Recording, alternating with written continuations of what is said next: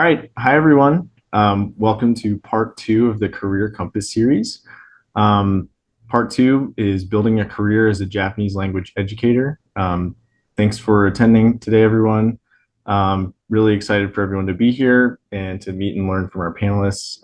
And very glad you are all taking advantage of this opportunity. A quick self-introduction. My name is Patrick Fallon. I'm the president of JETA Music City, and we are the Nashville chapter of the JET Alumni Association. So I'm here today on behalf of JETAAMC, also JETA Bluegrass, mentioning that specifically because the subchapter executive for that group, Amy Sue, she was the one who sort of spearheaded all of this along with US JETA. I'm a JET alumnus. I worked in Kumamoto Prefecture from 2021 to 2022 as an ALT, taught at a super science high school and a special needs school. Just a brief bit about JETAAMC that I work with. We're the Nashville chapter, Nashville, Tennessee. We're super active. We make it a point to host monthly networking events and always looking for ways to serve the community. I'll put some information in the chat later about our events. Would love to have anyone out. If you're ever in the Nashville area, feel free to reach out, follow our socials. Today we have attendees from many different backgrounds to learn about today's topic. I know we have some JET alumni like myself. We have people interested in changing careers, people interested in pursuing Japanese language education, and much more. So before we jump in to today's event, just a few thank yous. A big thank you to our funding partner tonight, Sasakawa Peace Foundation USA, for providing this funding for this event to JETAAMC. Thank you to the folks at US JETA, Jessica, Julia, who coordinated these events and did a brunt of the work to get this going and did an exceptional job coordinating. Yep, I know y'all have been looking to do something like this for a while, so glad we were able to get this going. A huge thank you to Amy Sue, who isn't here, but she's our Bluegrass subchapter executive, the one who got the ball rolling on all of this. And of course, now a huge thank you to our panelists who are here today as well for providing their expertise and knowledge. Now just I'll introduce a few of the, or I'll let a few of the people here today that you might see on your screens introduce themselves. So we have Jessica with US JETA. Do you want to go ahead and introduce yourself?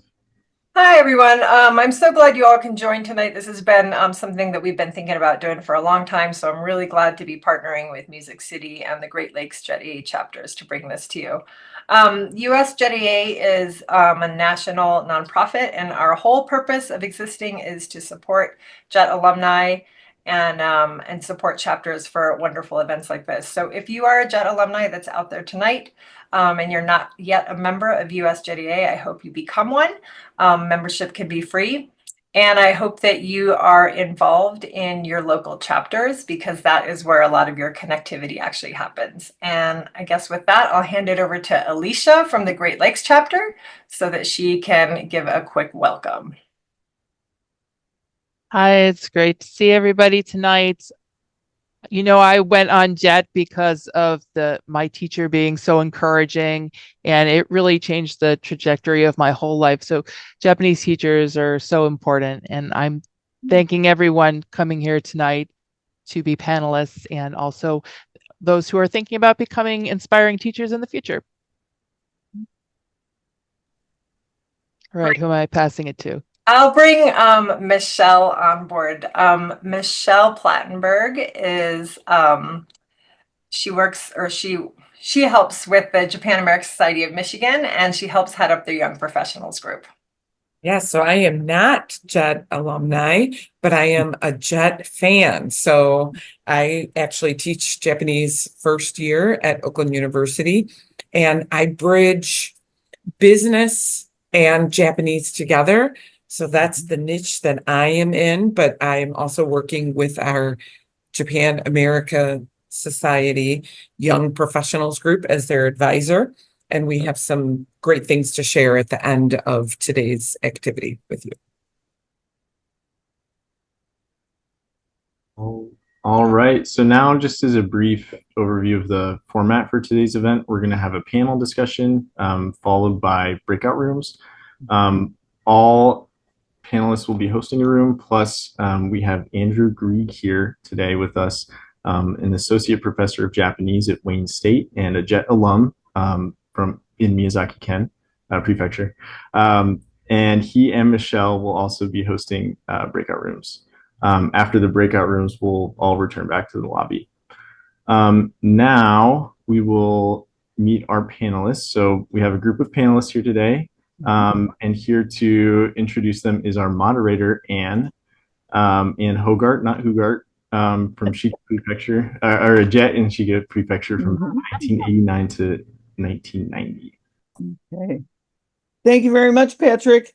And I was actually on the JET program the third year of the program's existence. And like Alicia, it did change the trajectory of my life. So I guess I will briefly give my introduction and then invite the panelists to introduce themselves.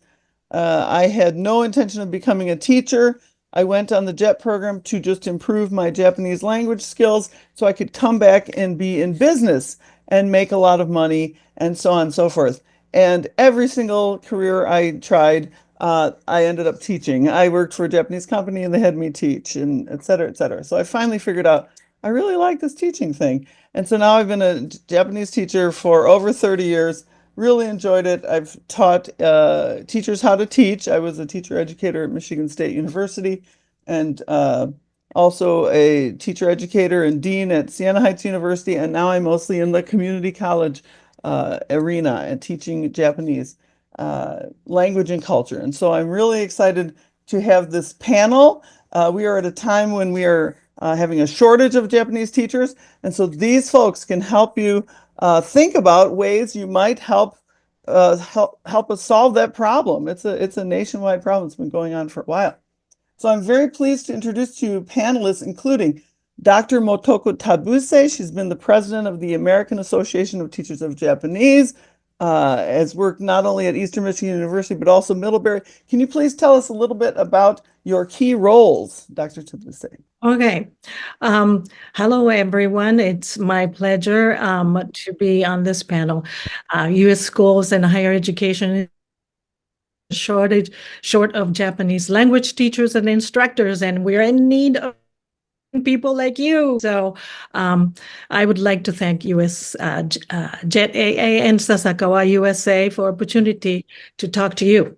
Anyway, so at Eastern Michigan University, I'm a professor, full professor who teaches business Japanese and literature courses, as well as language courses. And at Middlebury, I'm the director of School of Japanese, so oversees the 8-week immersion program as well as a master's degree program. And then next year, we'll be launching MAT, Secondary Teacher Certification Program in Japanese Language and Culture, and Doctor, DML, Doctor of Modern Languages in Japanese Language and Culture. Thank you. Thank you so much.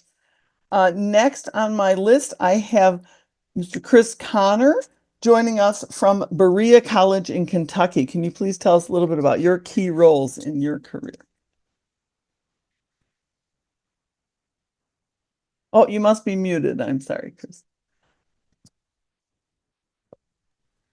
Oh, Sorry. there you are. So I'm a member of the first JET class in 1987. I was in JET from 1987 to 1991, and I only wound up in the JET program because the Peace Corps was taking a long time in their response. So that's how I ended up in Japan. Japan has, like Anne, totally influenced my life. I was in Japan for 4 years, then I was in Taiwan for 5 years, taught at a cram school, and then I was a technical writer. So that led me into teaching at a middle school. I was actually an English middle school teacher for 3 years. Then I decided to use my Japanese experience, and I was in the Japanese automotive industry for 11 years. That's how I moved to Kentucky. And then at the age of 49, actually, no, 47, I actually first started teaching Japanese. A adjunct professor position opened up at Bluegrass Community and Technical College, so I did that for a couple of years. Then a friend of mine who was teaching Japanese at high school decided to leave, and I took over his position. So I taught high school Japanese for 10 years. Then a friend of mine who left went to Berea College, and then he just recently left to take like a 2-year leave of absence. So he asked me to come and teach at Berea. So now I just started teaching for the first year at Berea College. And it's been obviously a crazy turn of events, but it's never too late, obviously, to become a Japanese teacher if I can do it in my late 40s. So I owe it all really to the JET program. I mean, it's obviously influenced a huge part of my life. Thank you so much, Chris. And just note, if people are thinking, who on the panel is from Kentucky, we're mostly relying on Chris to supply all of that. And next we have someone who is not a Japanese language teacher, but is associated with the programs that Dr. Tabuse was telling you about at Middlebury. So an experienced language teacher, Dr. Thor Sawin, could you please introduce yourself and tell us why you're here today?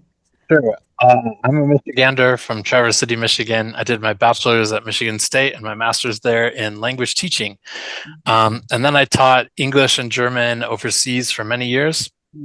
Not in Japan, but in Lithuania, China, and in South Korea. And then I was really passionate about training language teachers. So I got a PhD in language acquisition, and then I taught in the language teacher education department for Middlebury for 10 years. There was a program in Monterey, California, where you could train to become a language teacher. I taught many Japanese teachers and teachers of many of their languages over the years. And then for a year and a half, I've had a new role working for Middlebury Language Schools full-time, helping to support language teacher training programs, such as the ones that Dr. Tabuse already mentioned, Motoko, in a master's in Japanese language and culture for teaching either adults or in private school settings, and then a new program that we have that would train you to teach in a public school. Oh, thank you very much, Dr. Sawin. So we have lots of different people with lots of different experiences. You also heard that Andrew Gregg from Wayne State University and Michelle Plattenberger from Oakland University, both in Michigan, they will also be in hosting breakout rooms, which will start around 8:30. At least that's our target. And so you can go and choose, to whom you would like to go and pick the brain more. So I think I have had everyone introduce themselves. Why don't we start also with this kind of icebreaker, so you can kind of get to know us in a little bit less professional way, I guess. We've been asked to share, what was your most embarrassing moment as a teacher? And mine has to be during the JET program, and I was only there for a year, and I was never a music major. I went to this elementary school, and on the spot, with zero preparation, they said, "Could you please sing Edelweiss? And here are all the 600 students in the gym to listen to you." So I did it. I won't say it came out well, but that I think was probably the most embarrassing. How about Dr. Tabuse? Can I ask you? We'll just kind of go in the same order. Well, I have many embarrassing situations. Let's see. The most recent one was that I assumed that my students knew about the Beatles, Oh, but they didn't. oh my Dun, goodness. dun. So that was bad. And then I started to, again, like you, started to sing, this song, and students were looking at me like, what is this What? crazy Asian woman singing in class? So that was one of the many embarrassing moments. That's a great one. How about Chris, Mr. Connor? Do you have one? My most embarrassing teaching moment was also in some ways, my worst teaching moment. So it happened 2 months into my JET program experience. The Japanese English teacher who I was teaching with suddenly one day told me, he says, I have to go away on a business trip, so you'll be teaching the class tomorrow. He says, I have all the lessons prepared. You'll be fine. So I was a little nervous because the class I was going to teach was 44 students of seventh graders, and 30 were pretty badly behaved boys. So I was a little nervous about that. Anyway, I went in and it was the perfect storm. I thought I'd teach in target language the whole time. They had just finished a round of tests. It was a sub. I was a new teacher, so they could, smell raw meat. And then what was it? A vacation was coming up soon. So they were in no mood. After about 2 minutes, they were in no mood to listen to me. So they basically went crazy. It was like something out of a movie, spitballs flying across the room. Students were wrestling in the aisles, and it was a nightmare. However, I had a plan because I thought there might be some difficulty. So I had a song lined up, and the grammar pattern was "Let's Go." So I had the song queued up, a "Let's Go to the Hop," the sock hops of the 1950s. So I was very wound up by this point. So I had to out crazy them. So I basically danced my head off in my socks. And this got their attention. And the timing was that a Japanese newspaper reporter was scheduled to come and visit my class, and he visited the class right when I was in the middle of dancing. So he comes in and he sees this new, interesting method of teaching Japanese through dance. So he writes this glowing article in the newspaper. It's like, this is an English teacher who teaches English through dance. So, I get this glowing article, and a Japanese TV crew sees it, and they put me on national TV. There was a show called Konna Mono Iranai from the 90s with Ohashi Kyosen. So they came to my town, they filmed me, and I wound up on national TV. But if that reporter had come 5 minutes before, he would have seen the worst class ever of my entire life. But he came 5 minutes later and he saw me dancing and teaching in this new, unique way. So I wound up on TV and had my 15 minutes of fame. So that is an just luck and awesome timing story. is important in life. That's part of the theme of this whole panel. That is such a great story. And notice, everyone, he continued teaching after this. That's right. And I was not dissuaded. There was a boy in the gymnastics club that somehow climbed on top of the curtain rod. I think I had PTSD from it, actually. That is a tough act to follow, Thor, but what do you have as your most embarrassing teaching moment? I don't think I can get to that level. I did not appear on national TV anywhere, but I taught in a Korean medium university in the ethnic Korean prefecture of China. And just like karaoke, the Koreans love their noraebang. And so there were many occasions where, as an English faculty, I had to sing karaoke songs in front of the entire student body, one of which was Santa Baby, where we had to be dressed up as Santa for the Christmas time, just teaching American culture that way, the best of our culture. Anyway. Wow. Did not make it onto national TV, though. It's all about singing and dancing. How did these all come to be about singing? We did not plan this, everyone. So now we get to our more serious questions, and we will start. We have several, and again, we have limited time, so we'll try to be as quick and snappy as we can be. What I have here is a question, and I'll invite any of you who feel you have something to offer, please to jump in.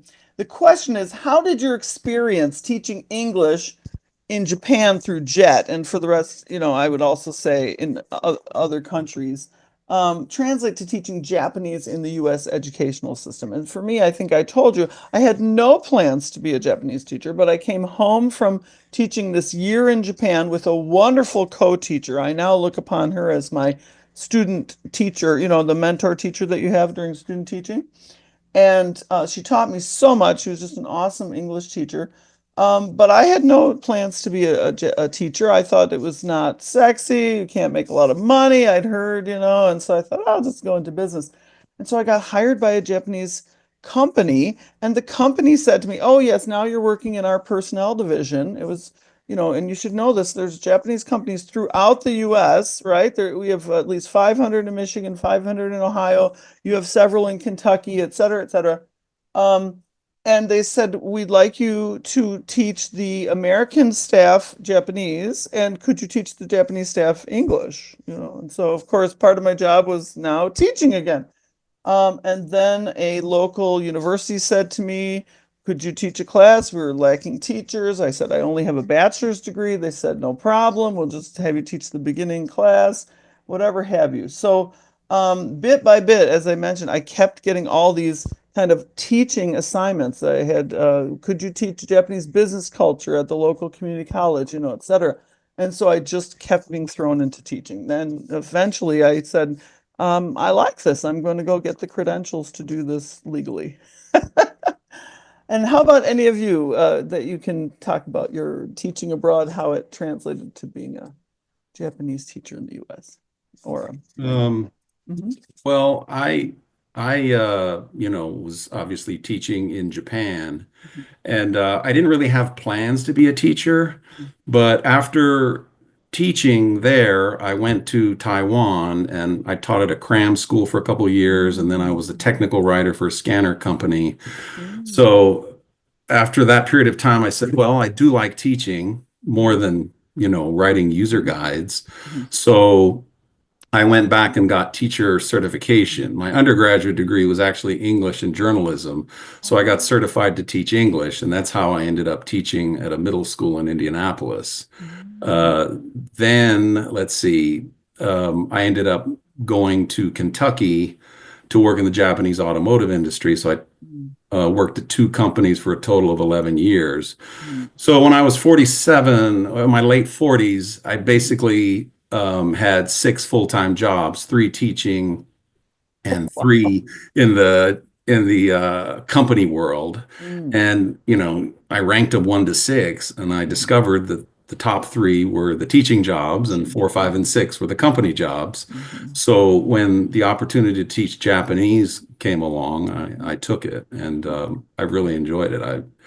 I would say that my high school job and this Berea job are my second favorite jobs after the JET program, which is the #1 job. that is The JET program will always be my #1 job, but I would say teaching Japanese is #2.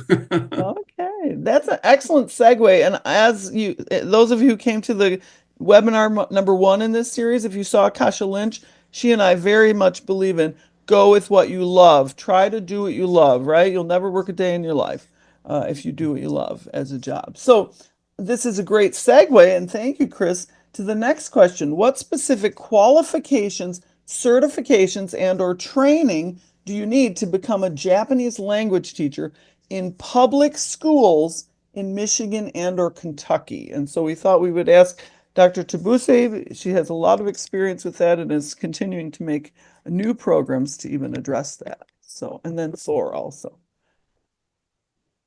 Okay, so I am looking for my notes.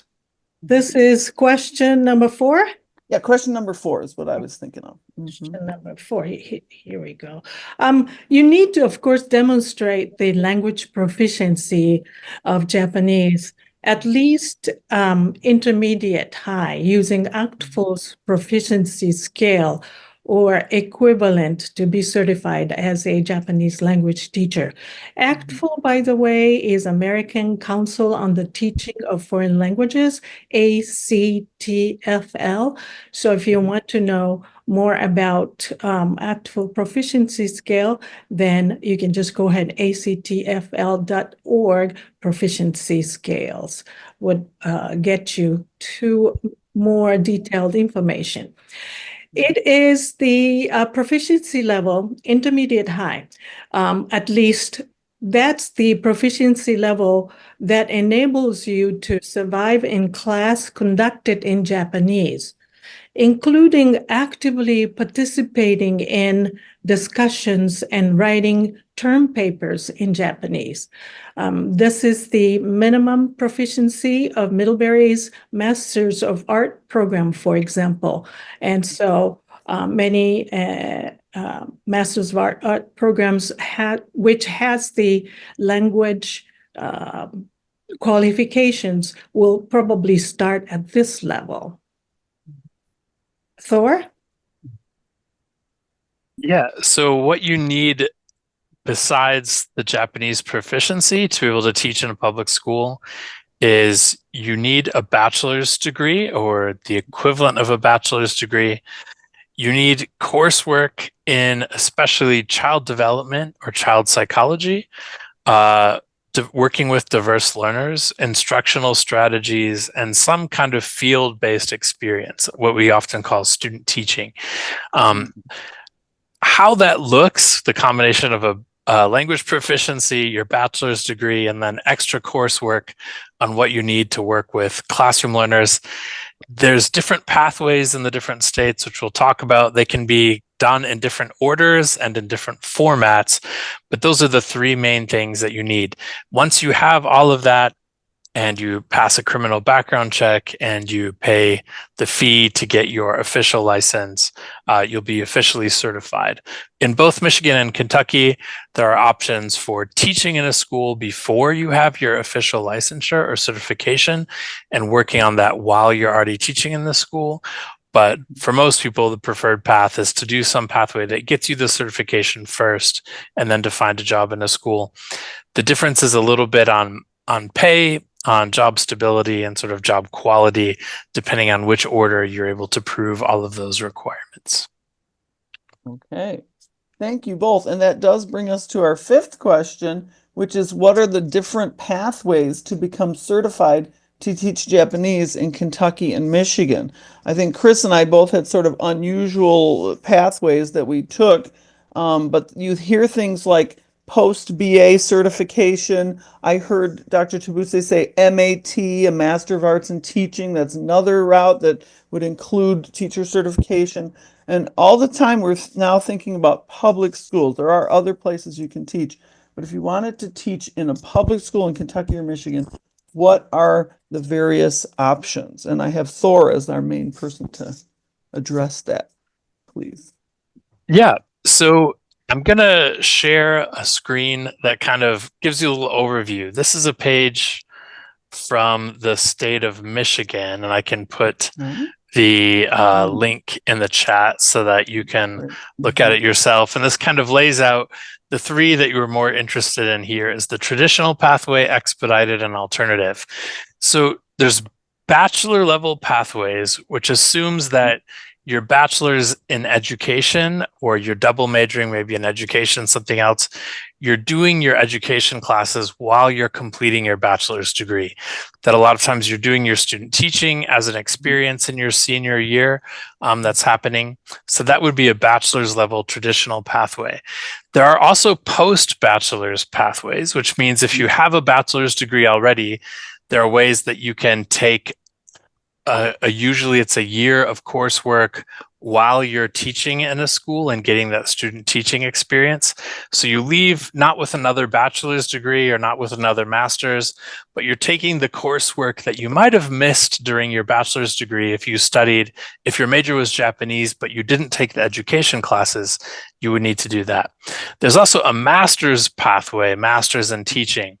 And the advantage of doing a master's in teaching is that when you get hired, you have a much higher starting salary already as someone with a master's degree holder. And in master's in teaching programs, you're taking the content classes that you need first, usually intensively for a period of time. Some of them are full-time, some of them are part-time, and then you finish in your master's in teaching and doing some kind of field experience. That's different than you'll see, like Michigan State has a master's in foreign language teaching, but it doesn't include a student teaching experience, so you don't get your teacher licensure as part of that. So you want to be careful if you want to teach in a public school to find out, is a teaching licensure part of the master's program? Then it's usually it's called an MA program, or is it a MAT program in which the licensure is built in? If you already have, if you're a native speaker of a language already, like if your Japanese is extremely good, like you were raised speaking Japanese, you don't even have to have studied Japanese.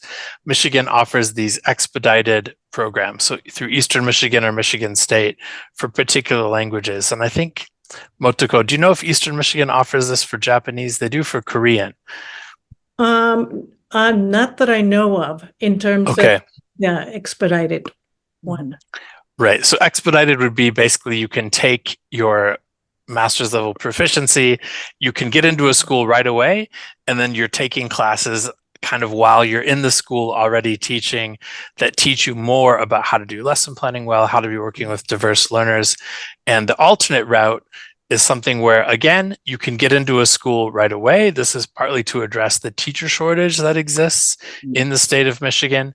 And what you'll be doing is you would be, if you have a bachelor's degree already that you had at least a grade point of 3.0 and you can pass a background check, you can start teaching right away in a school district, but then you have to be taking these coursework. So your provisional license, this interim teaching certificate that you can get if you have a bachelor's degree and you're enrolled in a program where you're taking these courses, it lasts for 5 years. So you have 5 years to complete this program in which then you can become an officially licensed teacher.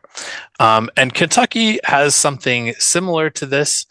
Kentucky actually has far more pathways to becoming a classroom teacher than Michigan has. And you can see all 9 of them outlined here.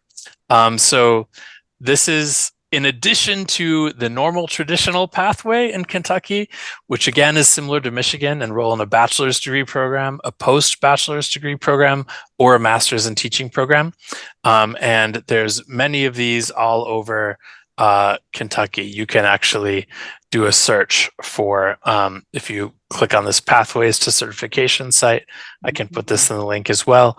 But if you are a veteran, there's a special path for you.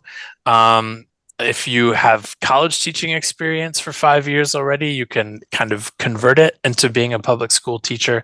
There's lots of these different paths. Each of them are a little bit different. Kentucky has a special institutes, which you can take for practicing teachers as well. So Kentucky makes it pretty easy to become a public school teacher. The one thing that Kentucky requires and Michigan requires is a Japanese language test that is particular to the state. So in Michigan, the test is the Michigan test for teacher certification, and the Japanese test. It takes about 4 hours to do. It's a computer-based test. There's different windows of time. You can sign up to do it online. You can find the test centers. It's $129.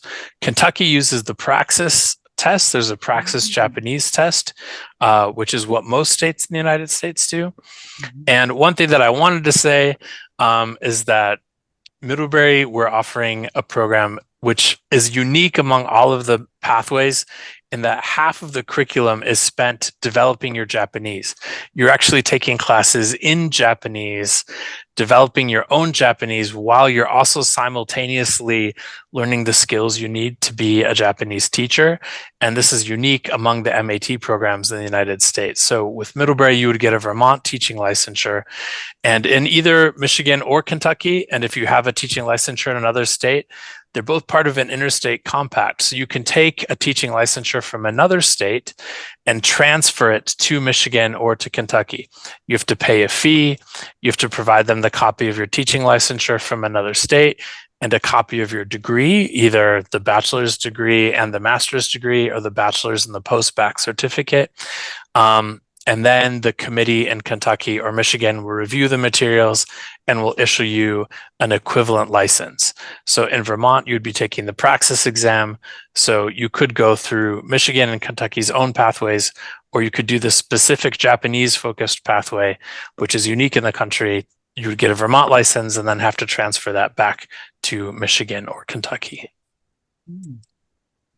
That is so interesting and so exciting. This did not exist in the past. So I'm so excited that Middlebury is making this possible. I'm on question 6, and we're about halfway through our panel questions. So I think this is good as far as time goes. This question is for any on the panel who feel they can answer it. But the question is, why are JET alumni and or non-native speakers of Japanese a good fit for teaching Japanese? And so I have ideas about this. Let's see. How about Dr. Tabuse? Yes. Yeah. I have, let's say, 1, 2, 3, 4 points that I would like to quickly point out. The first one is visa, and then the second, previous experience, and communication and promotion are the 3 and 4. The biggest advantage is that JET Alumni Association members and other American teachers do not have to worry about visa issues like non-US citizens. That's huge to me.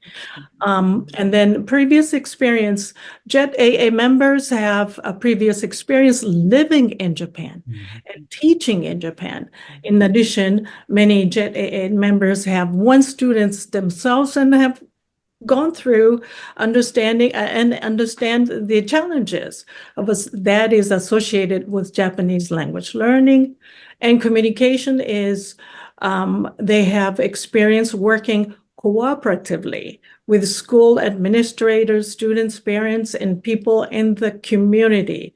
And then teachers from Japan may have difficulty speaking and communicating in English, as well, may have, right? There are many teachers who are very fluent.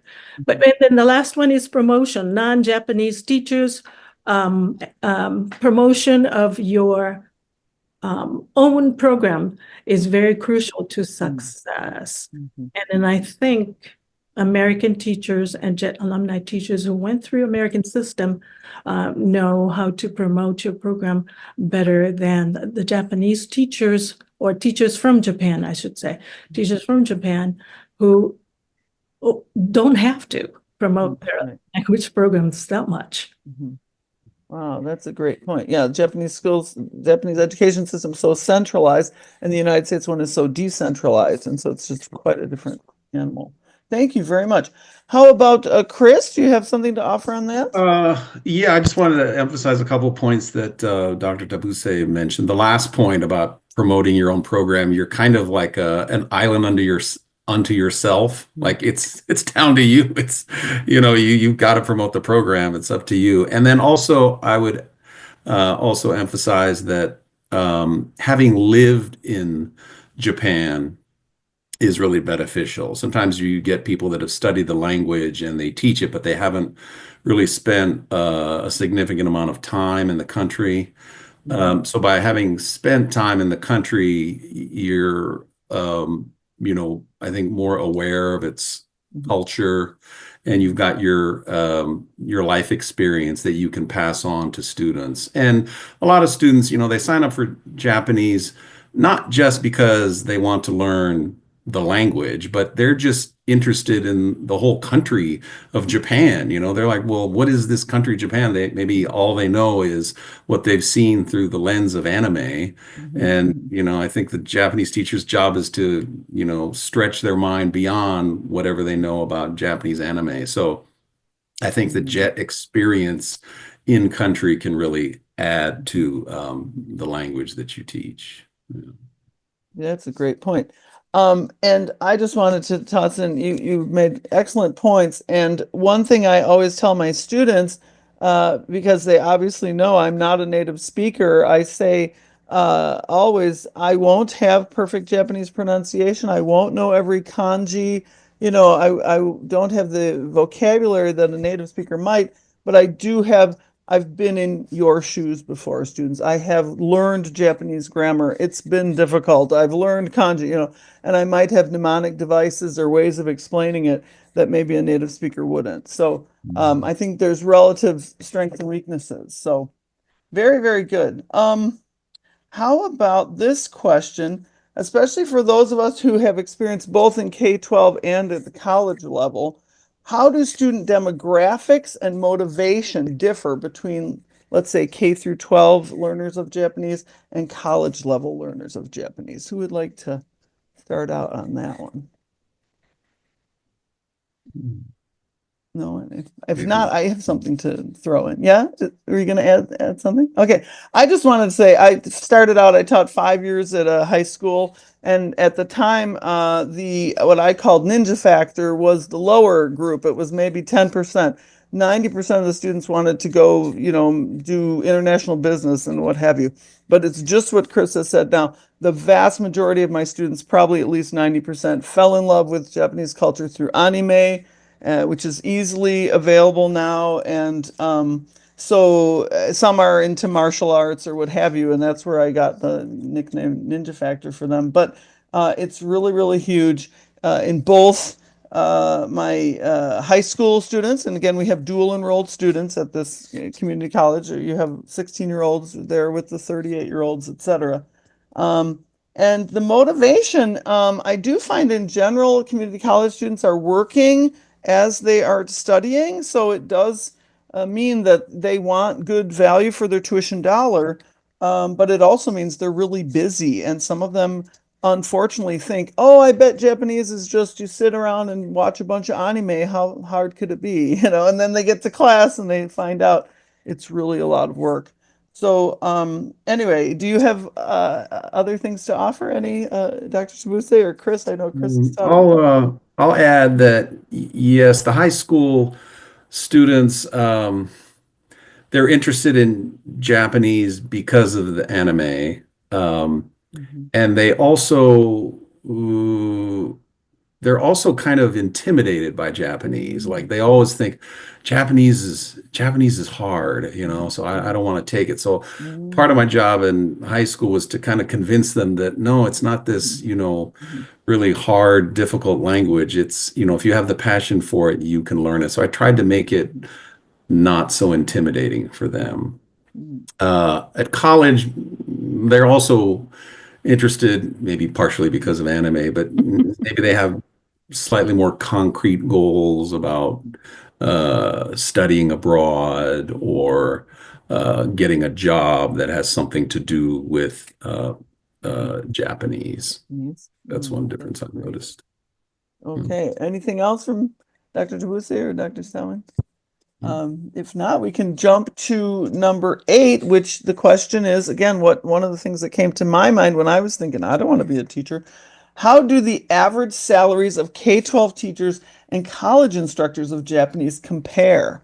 And so I just through my own, you know, studies and knowing people and what have you, have found there are teachers in Michigan now. It's usually after many years of teaching, but they're making $100,000 a year. And if you remember, and a lot of my teaching friends won't appreciate this, but you really don't have to show up to class usually between most of June and most of August, right? So you have about 9 months a year that you are earning this salary. Some teachers go and do another job. They work as a camp counselor, or they take on some other, you know, job, bringing in more income for the other 3 months. And so actually, you can Google and find the average salaries of teachers in Michigan. The average salary is something like $65,000 a year. And again, if you map that onto 9 months, you know, they're making closer to 80 or something. But maybe compare it to other professions where a bachelor's degree is required, because I do think that's a general baseline for most states. But in any case, at the college level, you can make more, but it really, really depends.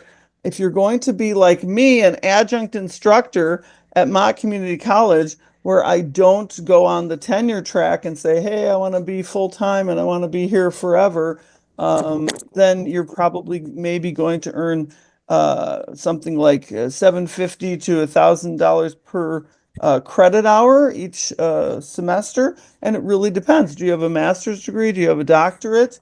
My doctorate took 5 years to finish. Sometimes it takes 10.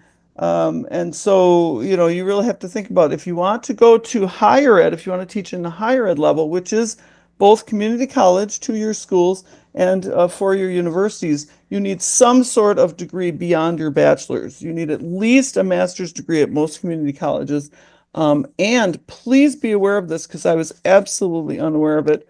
When I applied to work at Lansing Community College and at Mott Community College, they said, we do not care about your doctorate. Show us classes at the graduate level that say Japanese in them. Did you have a Japanese degree? And I said, why? And they said, when we're being accredited by the Higher Learning Commission, that's what they look for.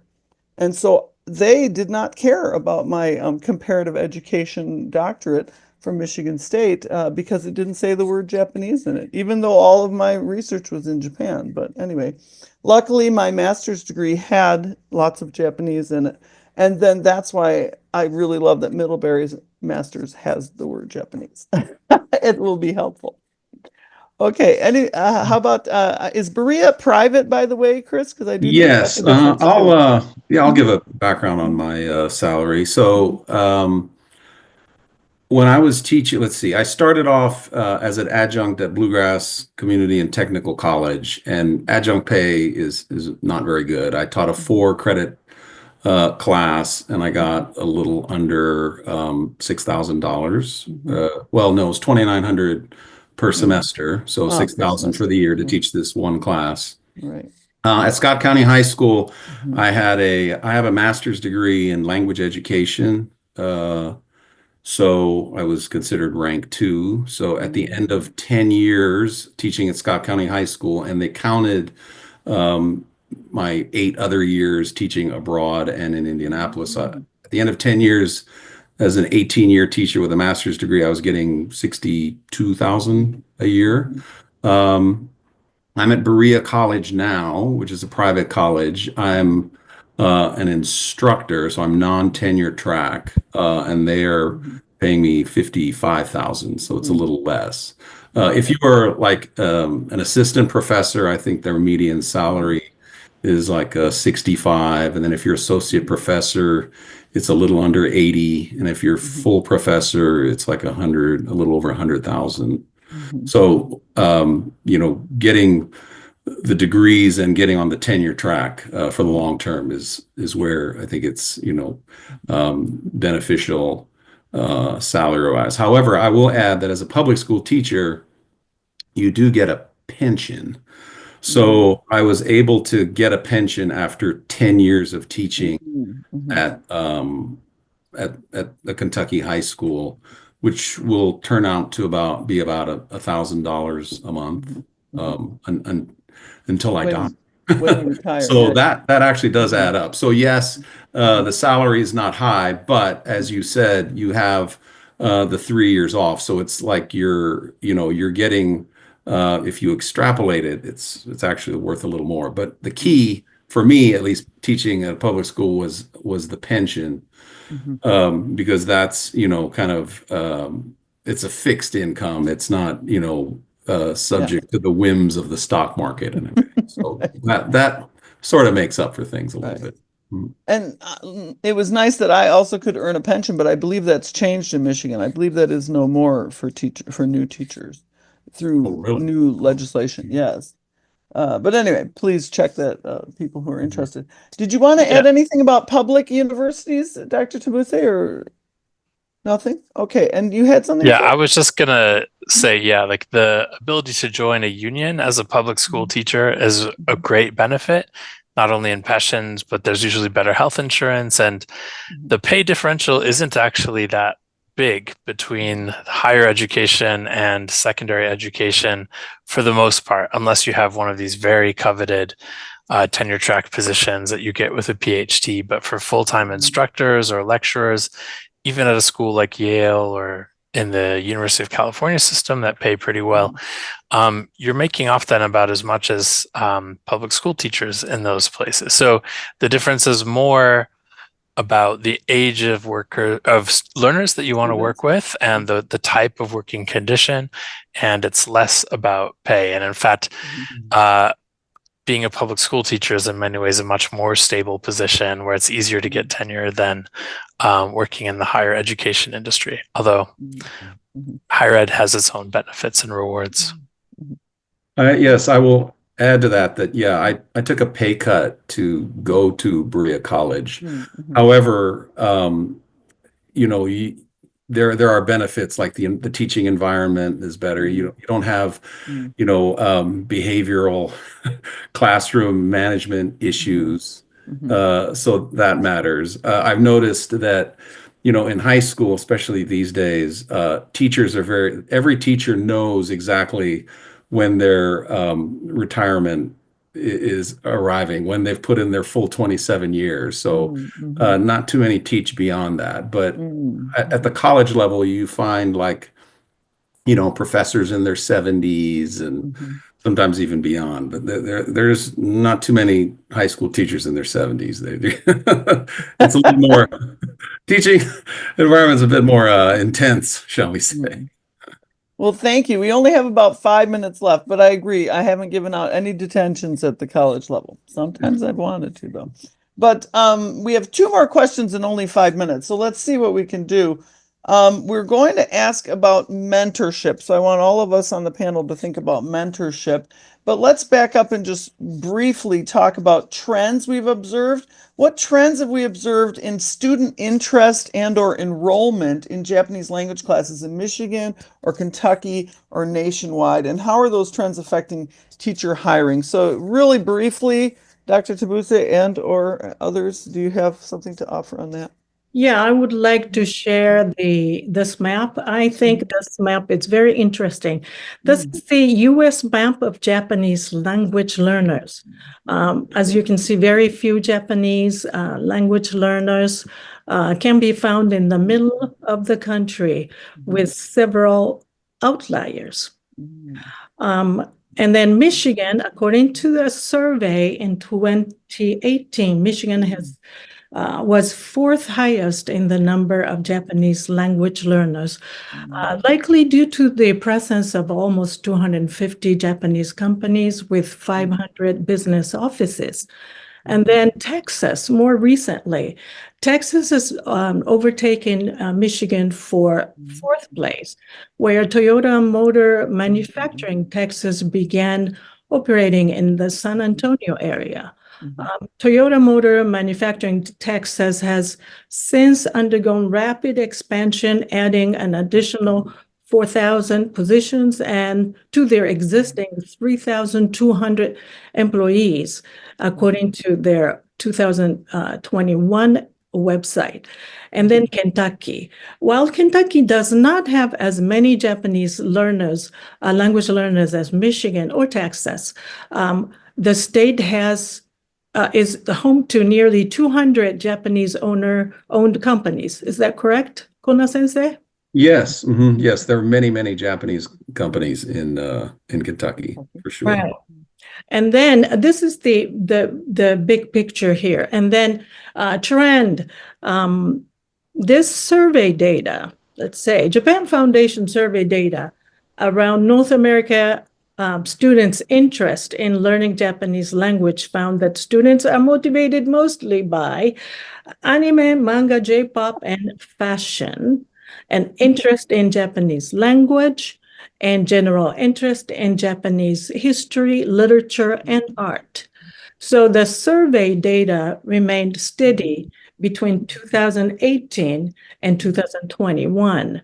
And my own experience in visiting campuses around North America indicate that primary motivations for learning Japanese language remain constant today.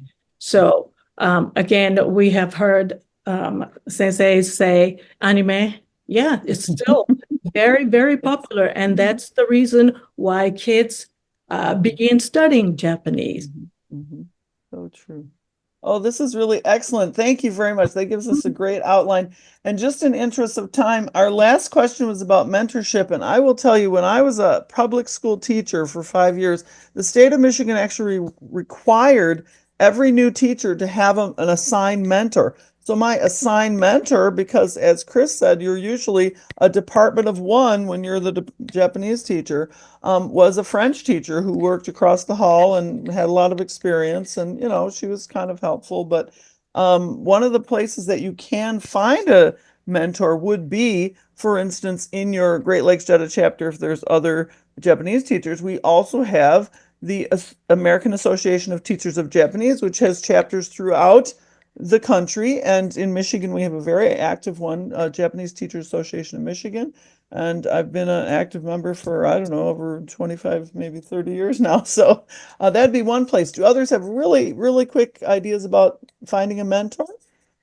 If you want to be a new Japanese teacher, how are you going to get it?